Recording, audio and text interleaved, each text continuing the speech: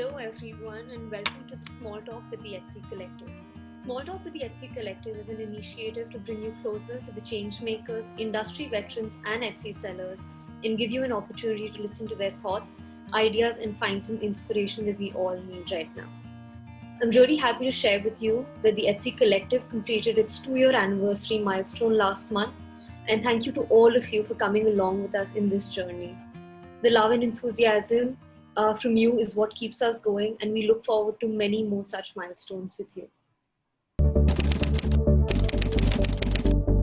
Hello everybody, we have completed 2 years of Etsy Collective. It has just been an incredible way for people to connect. Etsy's mission is keep commerce human, and I believe that Etsy Collective has been able to work towards that mission and serve that mission in a very effective manner. Here's to 2 years of Etsy Collective and many more to come. I believe that this is absolutely the best platform to keep commerce human in addition to being online on Etsy.com. Congratulations Etsy on completing 2 years of the collective. This is an amazing milestone. Kudos to you guys. Congratulations. Has to be the first collective which we had in Bikaner House. I was invited to the event and I absolutely loved it. I so vividly remember that when I walked into the room, there was so much energy, there was so much enthusiasm. That itself became such an amazing memory for me. A DIY session at the end of the workshop, I think it's really a stress buster that you get involved, you learn and you leave the session with a souvenir. There's so much to learn from so many creative geniuses. I'm sure it adds a lot of value and provides a lot of insight into the many facets of this industry. Etsy India team really took on the challenge of making the lockdown successful and informative and educative for all their Etsy sellers. The entire Etsy team, keep rocking, you guys are doing great. And thank you for keeping commerce human.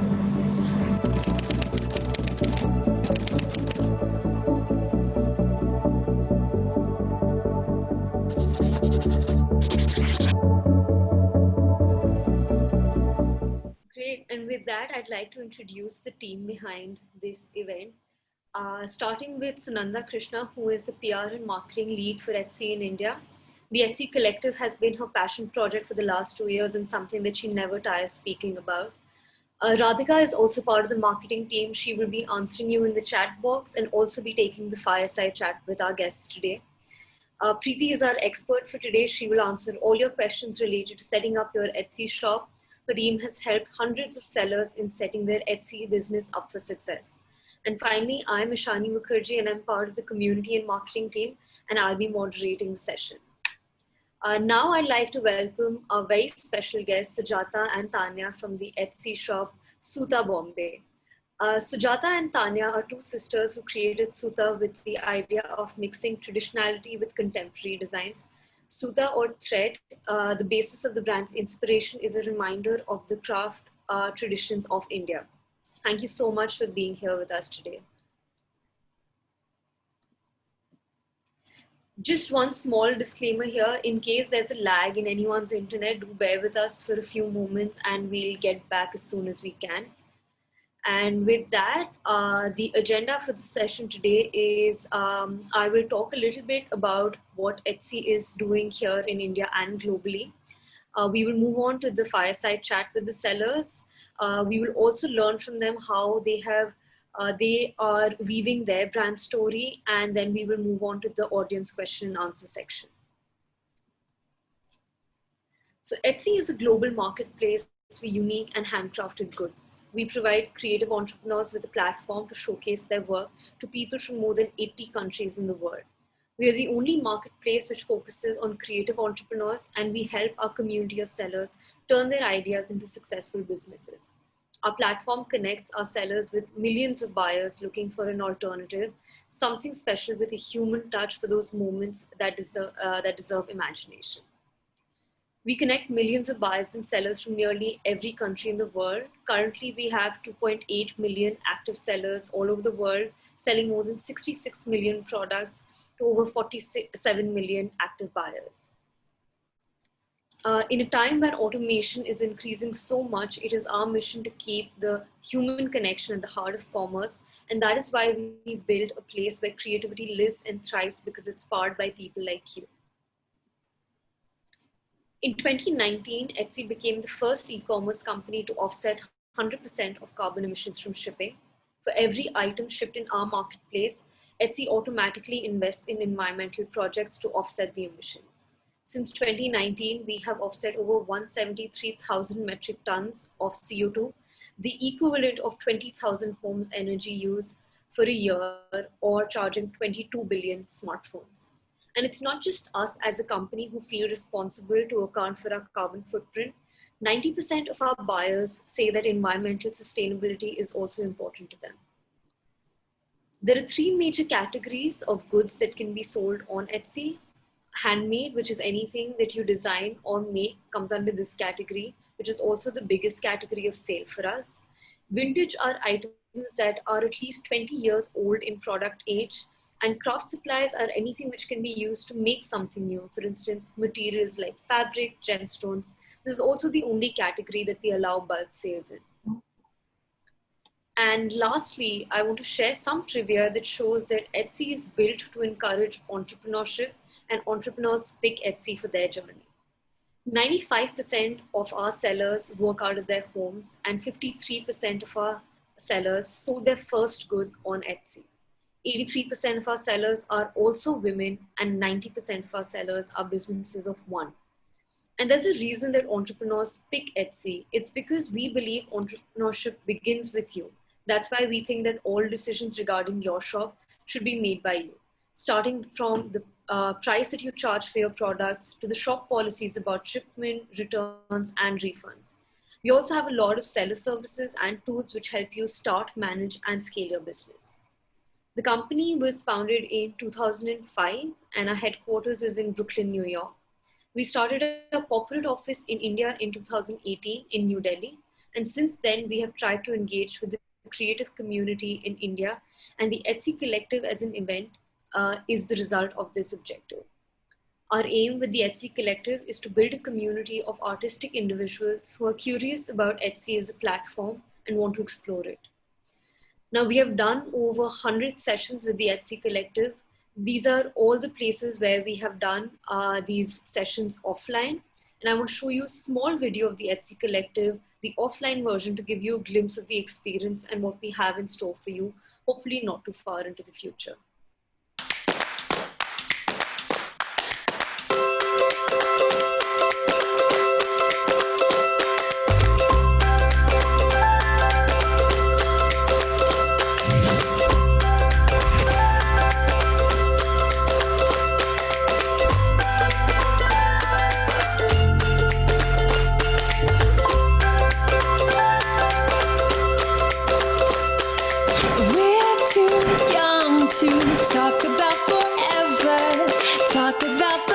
Etsy was one of the first steps I took, which brought my passion out of just being a passion and into something which could give me, actual money. The ease with which anybody today can take any skill they have and monetize that and turn it into a brand, which is amazing. It means that anybody who has a skill can make it more than just a hobby.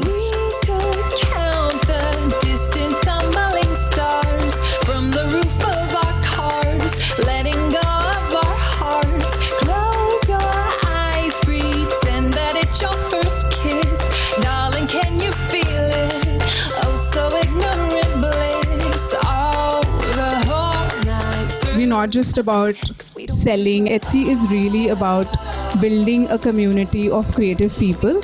And what we've done in India is since last year is that we try through the Etsy Collective to meet with different creative people in different parts of the country. So far we've done about 32 collectives. Almost all the bigger cities we've covered, and now we aim to go to the smaller cities and interact with creative people.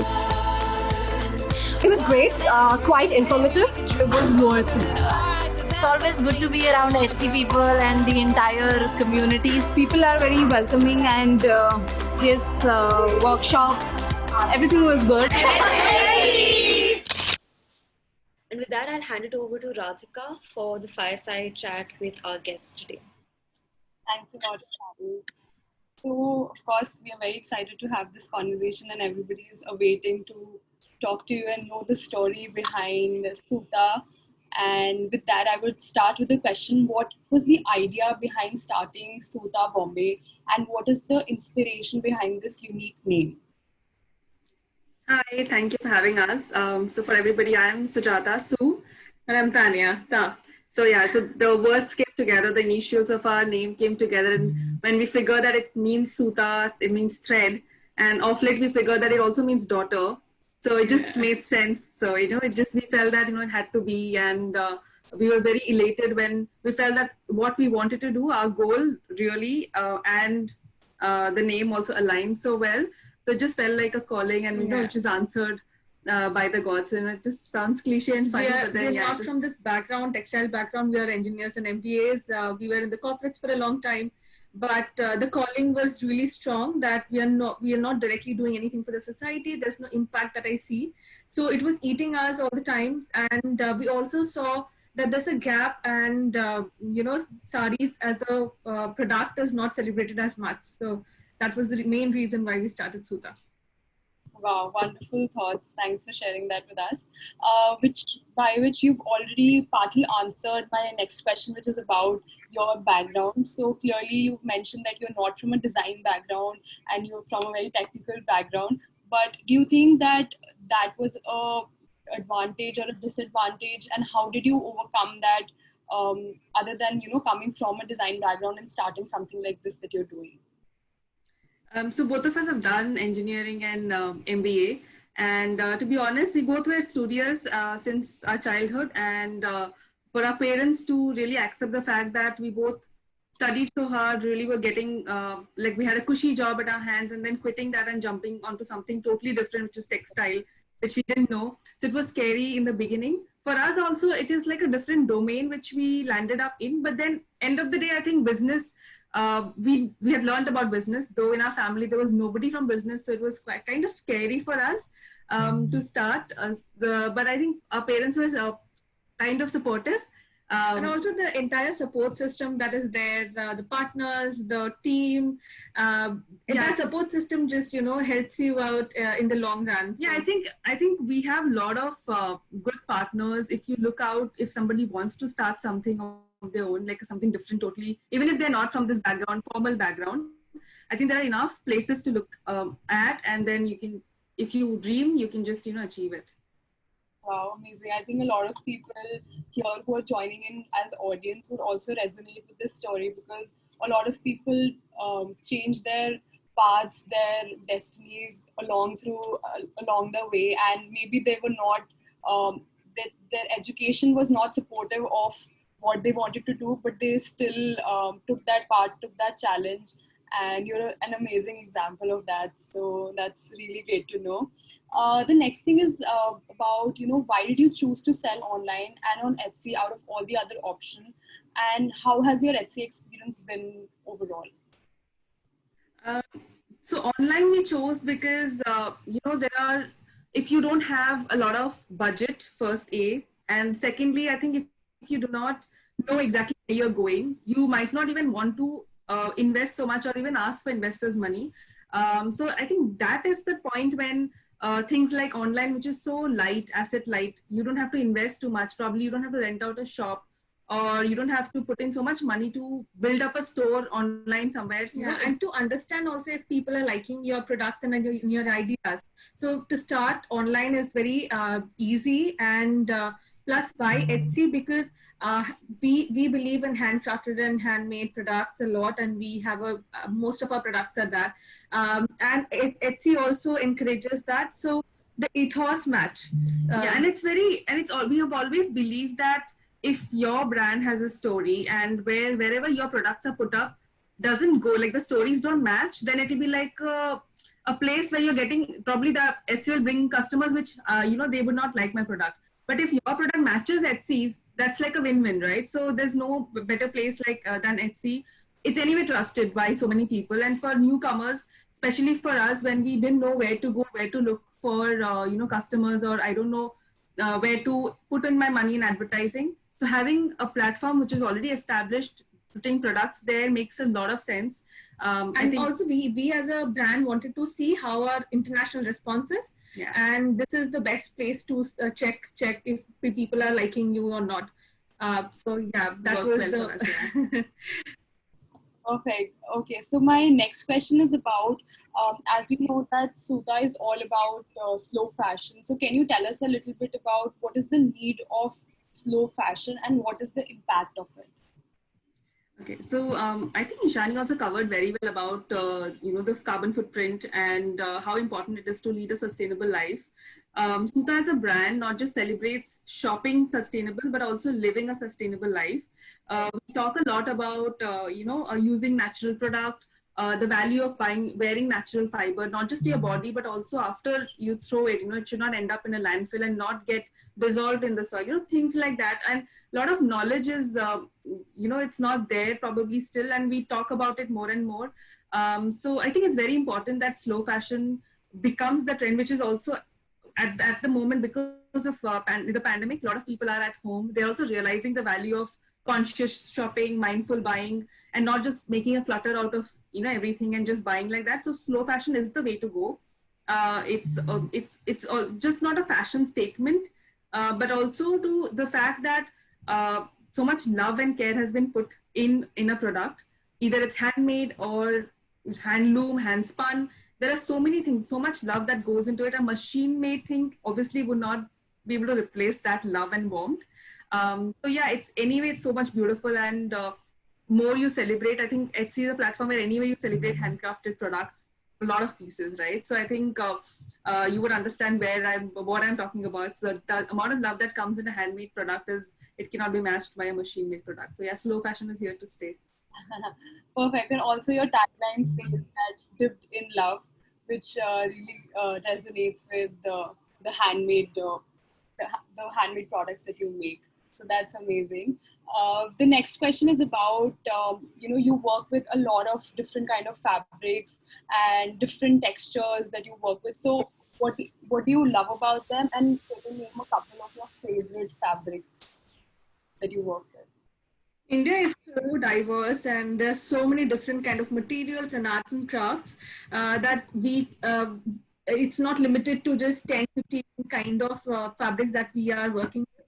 We are looking out for more natural fabrics and mixing this malmal threads with modal threads with natural eucalyptus fiber. So we're doing kind of a lot of experiments, to be honest, because though we are not from this field, but on the job we are learning a lot of things, and it has helped us, to choose different fabric if it's friendly to the skin and testing things. So one example which Tanya said, it's like an experiment for both of us, which we did in the beginning, was malmal and modal. We love working with a lot of silk. There are so many variety of silk. To start with, there's ahimsa silk, which we haven't started working with, but we really love. Then there is ghicha silk, tussar, an n number of it. But our favorite has always been cotton, and we will not be able to talk enough about and cotton. The number of counts of thread. There's so many different kinds of cotton only to just I haven't explored all the kinds of cotton that I really want to right now. So for us, our favorite is malmal, which we love wearing because I think both of us are wearing malmal today. So I think it's breathable and it's like a classic. You can wear it for office parties, anywhere, weddings. It just makes you so happy. The skin, it just hugs your body, and we just love the malmal fabric. Yeah, and like the versatility of malmal and cotton that you're mentioning, it's amazing. You can do thousands of different things with just this one fabric, which is amazing. So that's great to know. The next question is about if you can take us through the brand story and you can tell us how to weave engaging content for social media and Etsy shop. So a little bit about that. So we have a quick presentation on that. We'll just quickly take you through the pointers. We'll skim through it, and in case somebody has questions, they can just ask us later. So we'll just switch to the next. Just a minute. So as we know, India is so rich in so many kind of textile, different kind of art forms, embroidery forms. You name one art form, and that same art form is, had different representation across different states of India. So that's the most beautiful thing about Indian art and craft. COVID has actually, it has actually created so much problem for the weavers because they have lost a lot of job because these people can't supply to the local stores because they are shut and people have stopped offline shopping. But at the same time, COVID has also given a lot of boost to slow fashion, which is a very big thing. And considering that India has 24 lakh looms in the country, that itself tells you that there's a huge a contribution to GDP which could happen from these looms, and it needs to be more, I'm not say exploited, but more used more, so that it should be celebrated much more than all the machine made fabrics and garments that we run behind. And so now, since this slow fashion is in trend and people are, it's not in trend, but people have accepted that slow fashion is here to stay. These 24 lakh looms are going to run and churn out more fabrics. If you could just go to the next slide, please. Yeah. So Suta, we started with just the two weavers and 3-member team from our side, and we now are a family of 1,500 plus weavers and artisans.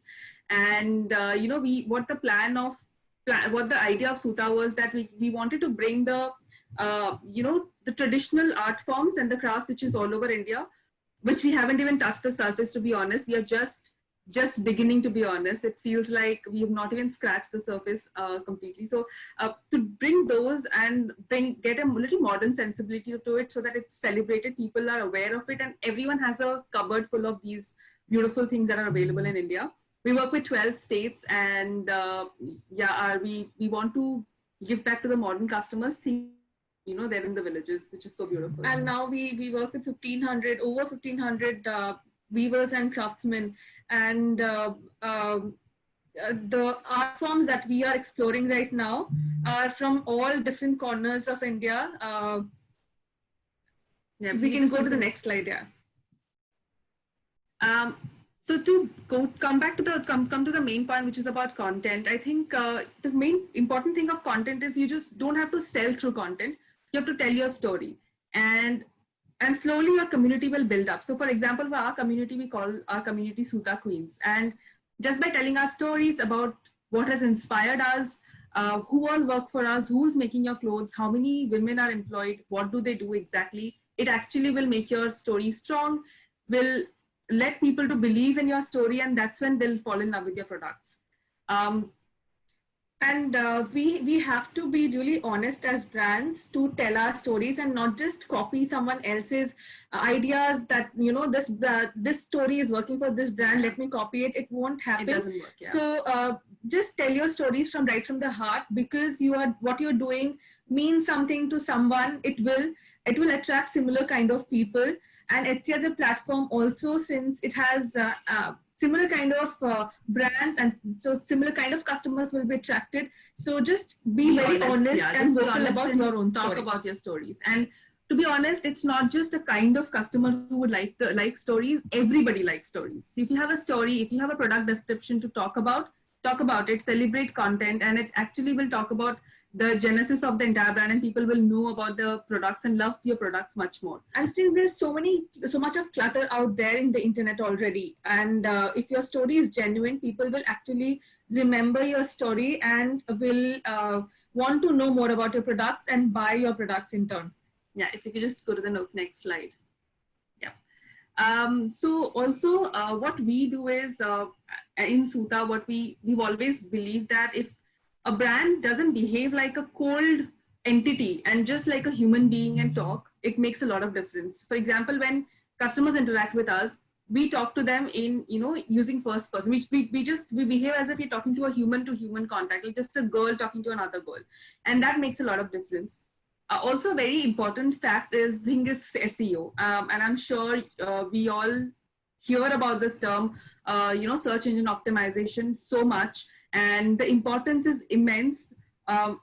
We can't talk about it enough, and we can't reiterate the fact that SEO is very, very important. If, let's say, for example, you're searching for a dupatta, which is a cotton dupatta, which is hand dyed. If you can just search it, and somebody is making it and they haven't tagged that product, you'll never find it, right? So making sure that your products are tagged well so that it's searchable, and whatever you're trying to sell or put it out there, it is traceable. That's what is very important, and SEO helps that. And if you do not know about SEO, you could just talk to experts who are SEO experts and they can help you out.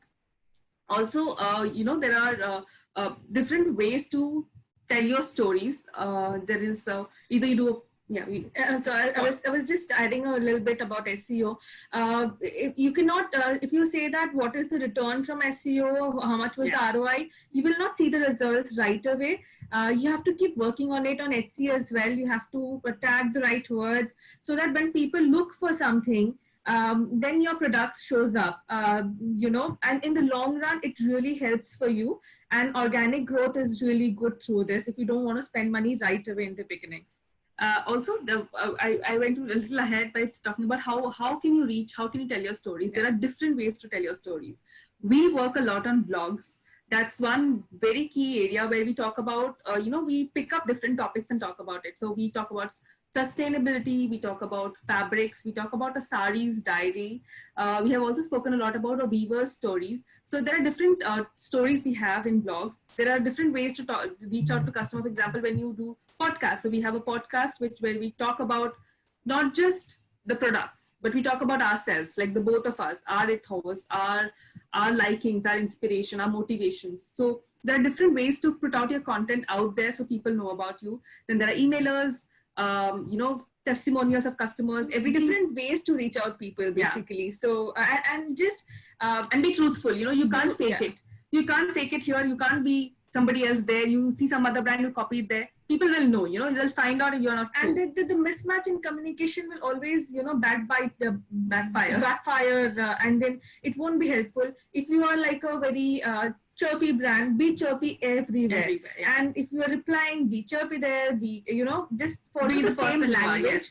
Follow the same language for the brand. Decide what your brand should stand for, and just go with it. And trust your instincts. I think just that's it. And you have to be yourself. There will be a tribe of people who would love you. So keep searching for them. They'll find you. To the next slide, please. Yeah, it's a video. So it's talking about showing you a little bit of our story. We call her Dita. There was this jamun tree and a lychee tree where there was ropes hanging, and she used to hang her washed sarees there, and they were soft and heavenly. And I can remember the fragrance also. We used to run between the sarees here and there just to feel that fabric in our faces.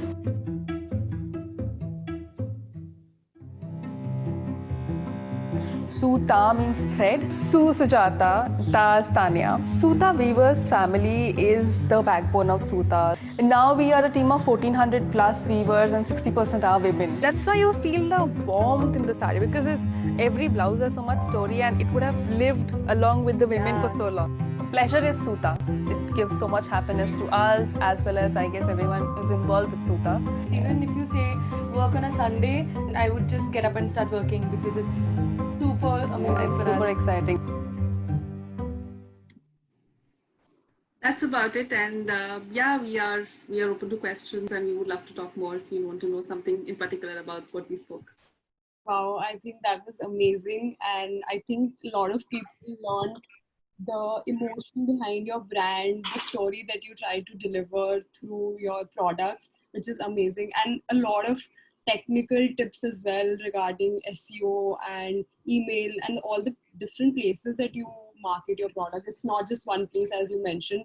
You have to be holistic in terms of reaching out to people. So thank you so much for that amazing presentation. I think people learned a lot from this.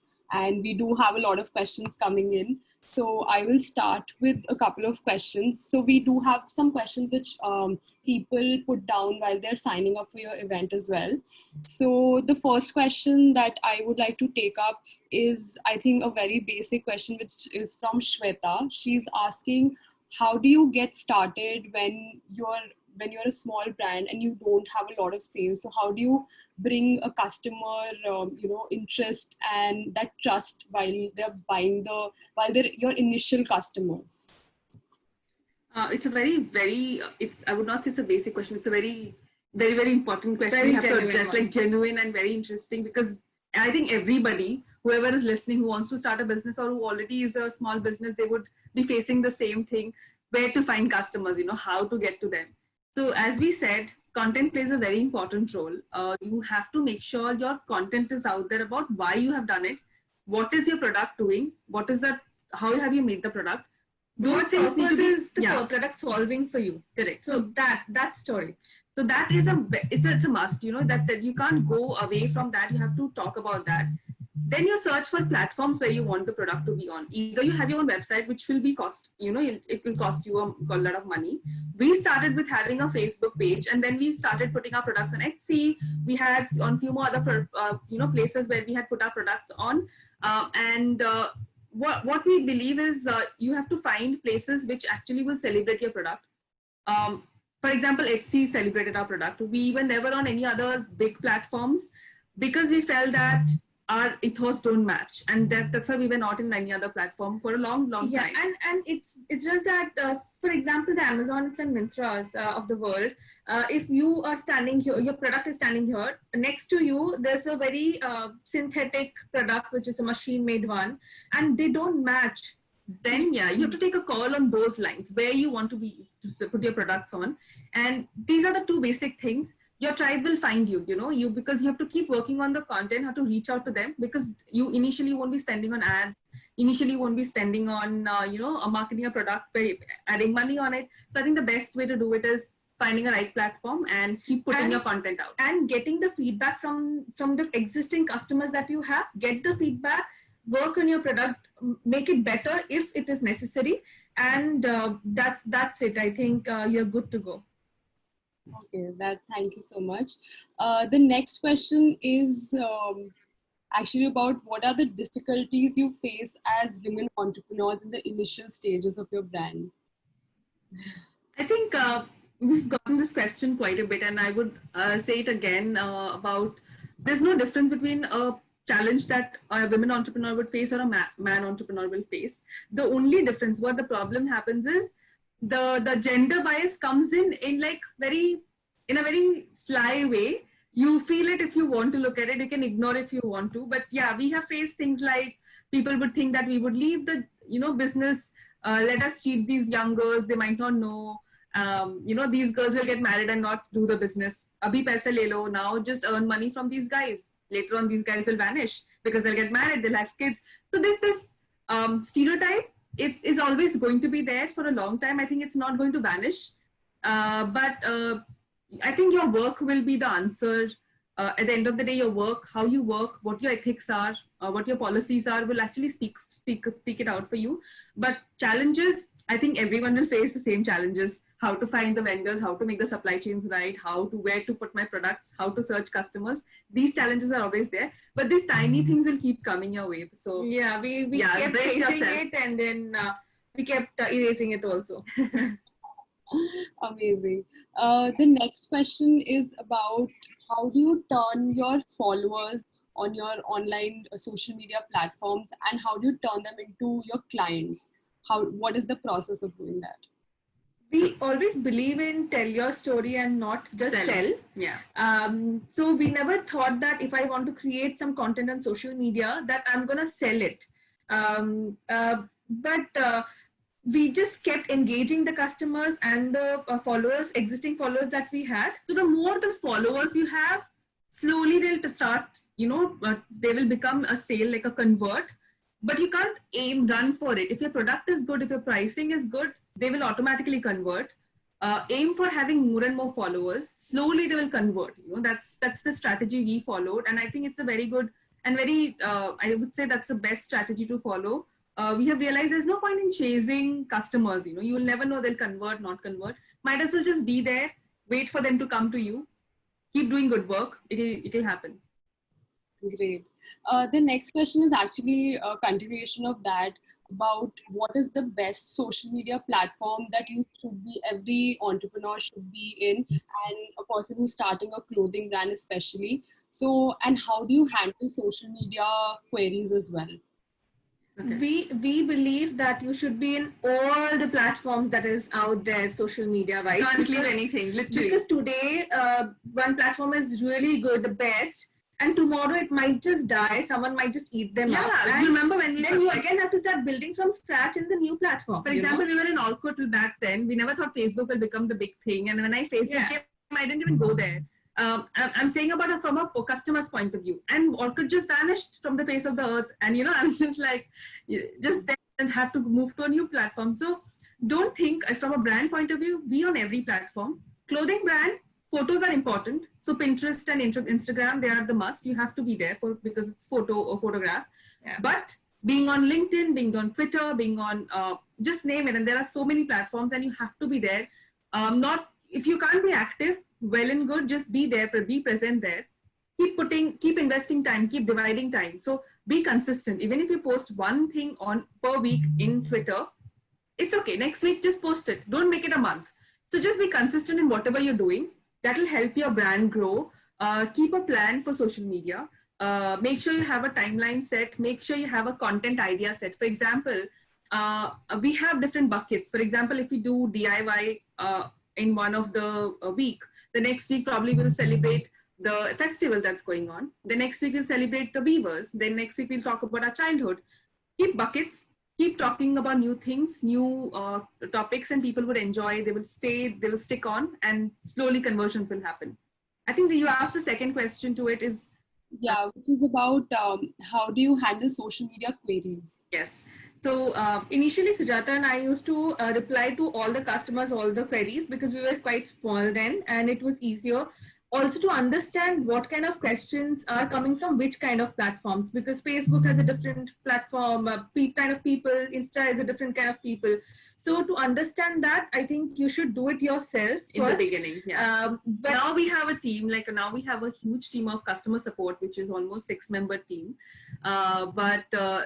Make sure that you don't leave any question, any query unanswered. We try our best to answer everything, every query being as a human being, just talking as a friend. The team should be in the same page. Correct. To know, because one customer can complain in Twitter and also on Instagram or have the same query. Yeah. To give the same answer in both the places is really important.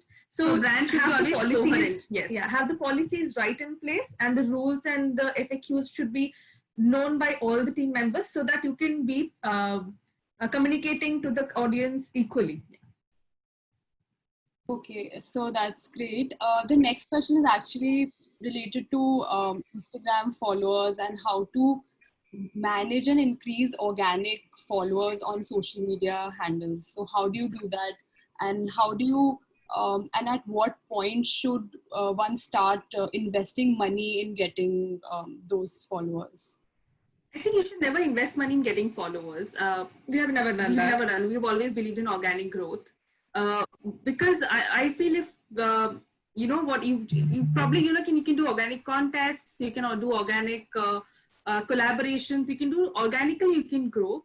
Inorganically, if you somehow grow, what happens is at one point they might just leave you. The moment they won't engage with you. Yeah, they will not engage, and they would not, I think there are a lot of issues you might face if you grow inorganically in terms of you can spend on advertising for selling products, but I feel to get followers, it's only with engagement is what you should look at. I think it will just go with you for a long way.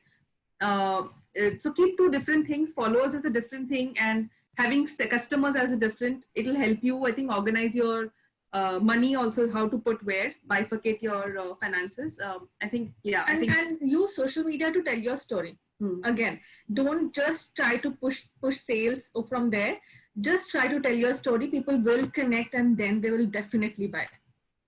Okay, I think the person who was asking about getting the followers and investing in Instagram or other social media handles, I think what they actually meant by was to invest in ads, and at what point should they start investing in ads? Okay.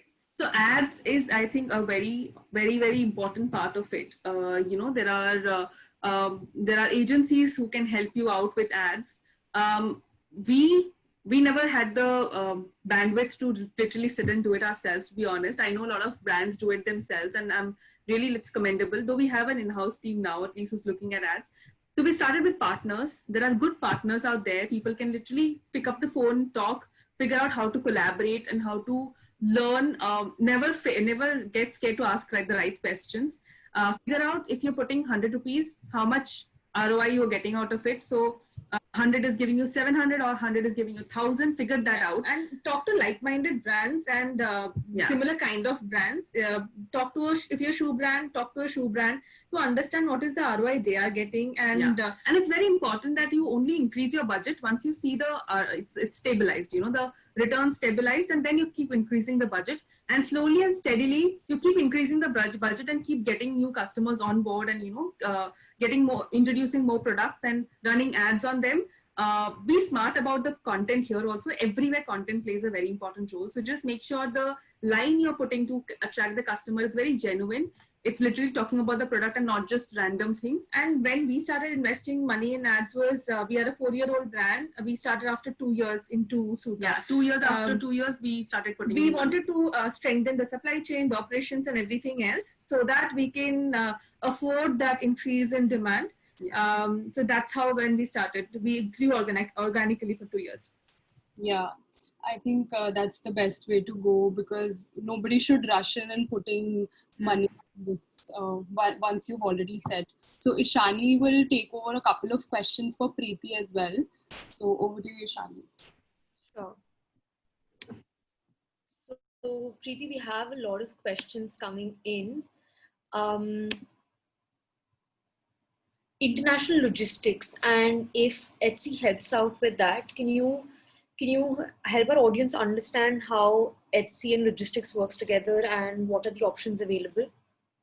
Okay, so as of now, Etsy is not helping with any logistic or shipping partner. So I would always suggest our buyers to look for the shipping partners from their end. But yes, we can suggest few shipping partners like India Post is working good for us, and then DHL is working good for us. So yes, in that case, as it comes for shipping partners now, as of now, we need to keep up with the shipping partners by our end only. That means the seller's end. Yeah. Great. Thanks. Also, can you also help? I think I have a few questions around the costing and the basically what are the cost elements that go into selling on Etsy. So if you can briefly give a breakdown of that. Yeah, sure. So I would always suggest our sellers while they are finalizing their price for the particular product, they should include each and everything while they are having the final product for the price for the final product. For example, if I talk about, they should always include PayPal commission, that is between 4 to 8%. Then they should always include Etsy commission, that it takes 5%. Right. Then if you are giving free shipping, I would always suggest you to put the shipping charges in the product itself, right, before finalizing your product. So yes, these things you should keep in mind: Etsy commission, PayPal commission, your product charges, your labor charges, your profit. And then if you are giving free shipping, then you should have the shipping charges in the same price. Yes. Great. Thanks so much. I hope that's helpful. I'll just jump into a few questions for Sujata and Tanya again. Sujata, we have a few questions around what are the clusters that you work with in India, and what are the ways that you support weavers so that our audience can also learn, because everyone wants to know how to make a difference. But since you guys have already started doing that, what are your tips for people building these businesses? It's such a very, very good question now, because there are so many clusters in India now who are waiting to be contacted. We are trying our best to work with as many clusters as possible. We keep getting emails literally every day from different parts of India. Thank God for technology that probably their kids are writing mails on their behalf. What has happened, how we have started is first going and approaching ourselves. Initially, the response was really very bad, guys, to be honest. What happens is the trust, which is the most important bit is how the payment system is, you have set it up. We are we're like super transparent. We have factory set up. When we approach a village, we tell them that once the product reaches our factory, you can wait outside, we'll do the quality check. And as soon as the quality check is done, the money gets transferred to their account. So we are that transparent about how the money goes to them. That's one place where weavers really have a lot of issues, trust issues, because I would not blame them, because I know for a fact that a lot of middlemen have taken the products and not given the dues to them, and which is quite sad. And also the payment structure isn't defined there. Once a product is sold, a month, 2 months down the line, then only they get the money. So they were leaving their job. So that is where we played a major role. And I think if you, as a seller, if you really are reaching out for weaver clusters, there is no dearth. You can actually start with even HEPC, the Handloom Trust. There's a Handloom website where you can just search government website, where you can just go and see clusters. You can get in touch with them. You will probably talk to one of the weavers in the cluster. You could talk to them, and then from there you can reach out to the neighboring villages. You can just start small and slowly. If you can travel, that's the best way to reach out. That's how we started initially to all the places, so that we didn't work with middlemen, we directly work with weavers. But now, since we can't travel really for COVID, but we are still working with many more villages. So what has happened now is, since we're getting emails, we are getting the products to us, shipped to us. We obviously pay for the sample. Please always do pay for samples, because these weavers, even 1 or 2 saris for them is a very, very big amount. So once you get the sample, we get it tested, we get the quality check and stuff done at our end, and then we place an order with them. So it depends if you really want to give your own designs to be made, or you want to take their products which they already have available. So there are different ways to reach out to them. For example, for us, what has happened, good thing is weavers already know our name, they trust us, so they are sending samples. But if in case you reach out to different clusters and tell them that you want to buy outright at least 5-10 pieces and see how it is, and before placing the order, I'm sure they would be super happy to do it. But just building trust makes a lot of importance, and then only you can start growing in those areas. Take part in a lot of government exhibitions. Government is really pushing forth these weaver clusters. Yeah. So HEPC is one place where you can actually register, and then you can find clusters, email ID and phone number, and you can get in touch with them. There are people out there who can help you. In case you guys really want our help somewhere, you can just drop in a direct message to probably the personal accounts of both of us. We are on Instagram, and we can actually give you contacts of a lot of people. We have contacts from different parts of India. We are working with as many as possible, but then still sometimes we cannot work with everyone out there. Yeah, so it's not possible for us. So we would be really happy to share it with you guys. Thank you so much. That was a great answer. I think it just covered a lot of information, also gave people a lot of leads. So I hope that the audience is taking note of that. So there are a few questions again about, the fact that you guys went into a design business without a design background. So there is someone who's asking about, this is Soumya, who's asking about that she's from an engineering background, works in an IT firm, very interested in fashion and retail, wants to start a business, but is wondering if a design degree is a prerequisite, or how did you kind of find your way in this business without a design background? We somehow feel that, we can't say that we have designed the best things, because I know there are people who've studied design for years and, then they get things right, like collections. But for us, I think what we felt is there is a gap in the market. For example, for just plain saris like these, it's just a plain sari with just a lace, handmade lace attached. We made it because we could not find it in the market when we were in the corporates, and we wanted to wear simple plain malmal saris. So for example, the one Tanya is wearing, it's called Biology, right? This is a sari which is it's a Biology sari, which is microorganism printed on it, like it's a block printed, hand block printed sari. So we made something which we wanted. Yeah. We didn't find in the local stores. They said that these saris are for elderly women or widows. Why do you youngsters want to wear it? So I think we wanted to make these saris. Creativity is what you're born with. Sometimes I'm not trying to demean any fashion courses or anything. I'm just saying that if you really are interested, you'll find your way out. You can start with your own ideas, yeah, and then you can hire designers, right? Yes, of course. Like we have a design team now. You can hire trained people who know textile, who understand textile, who can guide you. And you can collaborate with people. You know, you don't even have to hire people. If you're just starting off, just talk to another designer who probably want to join you to collaborate together and work something out for your collection. So wherever you lack, there are 10,000 more people who know who are experts. So just reach out to them, give your idea, take their idea. And I think an idea is what you should start a business with. If your idea is really good or strong, and if you really believe in it, start and you will find partners to collaborate with. That's actually a perfect segue to the next question, where someone is asking, what if you have a great story, but you're not a great storyteller? How do you get your story out there? So I love stories, but when you ask me to express, I will grapple for words, and I wouldn't know how to talk because I'm an introvert. So I wouldn't know how to tell. Introvert, yes. But then I can tell someone who can really write well that this is my idea, this is what I really want to convey. Can you help me out? So for example, I'm the one who writes a lot. So I really love writing. So, so I just keep writing down. So there are different ways to express, right? So for example, even if you can't come online and you don't want to show your face, there are different ways to do it. Put a camera, tripod, show it with your hands if you're making something. Or if you have a beautiful product, just do a shoot. Tell your story, whatever you want to another person who can write it for you. If you don't want to speak, hire somebody who can say it for you. So there are different ways to do it.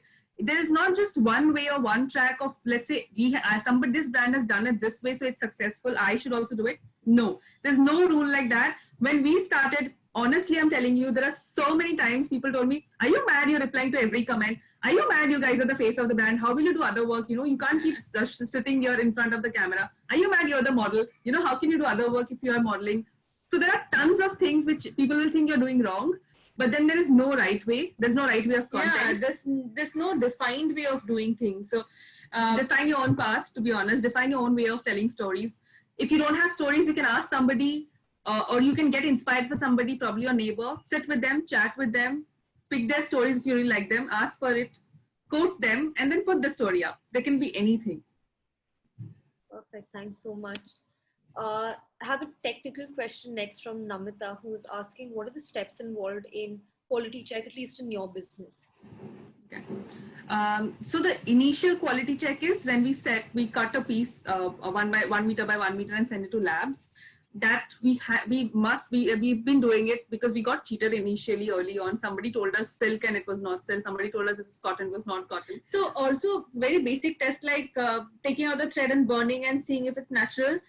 It will become ash, or if it's not, then it'll become a lump. But still, to understand the percentage of the mix, you have to send it to labs, and it's not our own labs. Yeah. So you can get it tested. There are different labs available. They're not very expensive, so you can just get it tested there. So that's the first step we do before we even get the weavers on board, to just see if what they're saying is right or wrong. So that's the step one. The quality center, what we are talking about the weavers' money. So we have a factory setup where the moment the sarees reach us, what we do is there are huge tables where we have two people standing on both the ends of the table. And the sari gets pulled from one side and the other side. It's inch by inch checking. So it's called inch by inch checking. It's a term which it's local. It's a local term for our term. So inch by inch is basically I am also checking inch, so you also checking from that side. So that's the checking that happens. Then we wash the product. So almost all of us, 98% of our saris are all pre-washed. So they are washed and then they are ironed and dried, and just before packing also we do another quality check. So there are different stages of quality check, and it depends on exactly what your product is. You want to check the strength of the product, what your product does basically. So yeah, we have different tests for our product. You can have different for yours. You can set your own quality check standards, and the number of checks, we have 3. You can have 5, you can have 10 if you're that. So it depends. You can have 1 as well. So it's up to you. Great. Thanks so much for sharing that. I think we have time for just one last question. And this one is coming from Suryakant, who is asking about advice for his small business. So he's looking to start a macrame business from small level and for it to basically grow from a city called Sagar in Madhya Pradesh, I believe. So what are your initial startup tips for Suryakant? Hi, I love macrame. So, so again, coming back to what we started with is, you don't have to really start big. You always start small, and depending on your idea of growth. So I think you just first start with an initial plan, a very, very small sketch of exactly who you think your end customers are, what you think. Then you put your product up. Either you want to create a website if you want to put in money, or you put in on Facebook, Instagram, just social media with no money at all, or you put in websites like Amazon, Myntra, Etsy, because I think Etsy has international customers and depends where you think your customer base is going to be. Put it up, slowly test the market, see what kind of customers like it. Even if they don't buy, whoever is, even if they're putting a comment, they're putting a review, just keep going through them. It'll give you so much insight about your business itself that you will understand if you have to do any product modification, no product modification. So once that is set, your product is set, then go out full-fledged, then for me, for example, ads. I'll just give you a small example. Like me and Sujata, we wanted to introduce sarees to youngsters, so between 25 to 35. But luckily, when we started doing that, it also we had customers from 18 to 35 now. They are the maximum buyers. So defining who you want to sell, that will help you in designing your products and also targeting, setting targets. And even pricing, pricing will also depend on that. How much are you going to price it at? There are many competitors probably in the market. Figure out who they are targeting, and then figure out, do you want to target them, or you want to do it for somebody else altogether? Is your product unique, not unique?